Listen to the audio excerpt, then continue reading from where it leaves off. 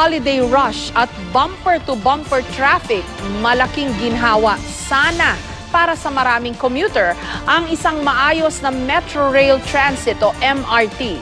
Pero ang Christmas wish na ito, hindi lamang mailap kundi tila lumalabo pang makuha.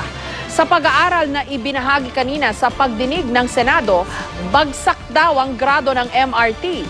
Palyadong mga elevator, marurumi at hindi gumaganang mga comfort room. Usad pagong na mga bagon at ang muling pagdiskaril, posibleng maulit daw po. Makakampante po ba tayong sumakay sa train system na pinuputakti ng problema at panayang aberya? Habang nagtuturuan kung sino ang dapat na managot sa kasalukuyang sitwasyon ng MRT. Patuloy namang nakaangkas ang sakit ng ulo at peligro sa bawat biyahe.